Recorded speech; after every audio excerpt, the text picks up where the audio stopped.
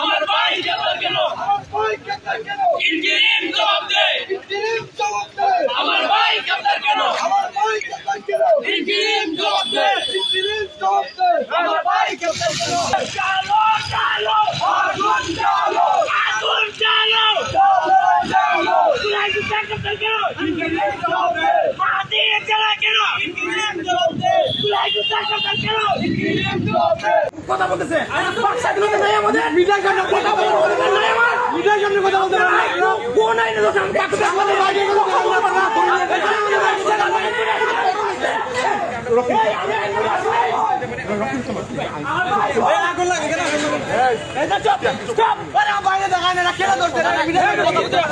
এটা খুবই দুঃখনীয় ঘটনা। মাহাদি আমার বাসায় ছিল, একদল ডিবির ওসি সহ একদল ডিবির লোক তারা আসলো একটা হাইয়েস্ট করে।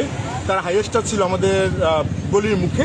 তারা আসলো আমাদের বাসায়, কোনো ওয়ারেন্টের কাগজ নাই, কোনো কোর্ট অর্ডার নাই, কোনো কিছু ওনারা দেখালেন না। ওনারা জাস্ট মাহাদিকে উঠাই নিয়ে গেলেন এবং কাউকে একজনকে ফোন করে বললো অপারেশন ডান্সার। আমরা যখন জিজ্ঞেস করেছি কি জন্য ধরা হচ্ছে, তার বিরুদ্ধে কোনো মামলা, কোনো লিখিত অভিযোগ বা কোনো একটা কারণ তো দেখাবেন ওনারা যে এই একটা কারণে তাকে নেওয়া হচ্ছে, কিন্তু ওনারা কোনো এখন পর্যন্ত কোনো সদুত্তর দিতে পারেন নাই। এখন আমরা আমার ভাইরে নিয়ে আমরা খুবই চিন্তিত এবং আমরা দোয়া চাই হবিগঞ্জের মানুষের কাছে তার জন্য। এবং থানা থেকে আমাদের কোনো কিছু জানানো হচ্ছে না।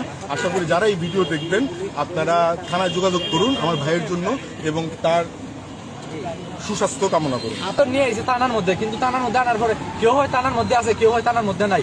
ওসে আমাদের গাড় ধাক্কা দিয়ে বাইরে করে দিচ্ছে, এই যে থানার গেট লাগাই রাখছে। থানা কি গেট লাগানোর জন্য লাগাই রেখে দিচ্ছে, আমাদের সবাই বাইরে করে দিচ্ছে। এটা কি থানার মধ্যে তালা যে ডিবি আনছে উনারা জানে না মাহাদি কই আছে।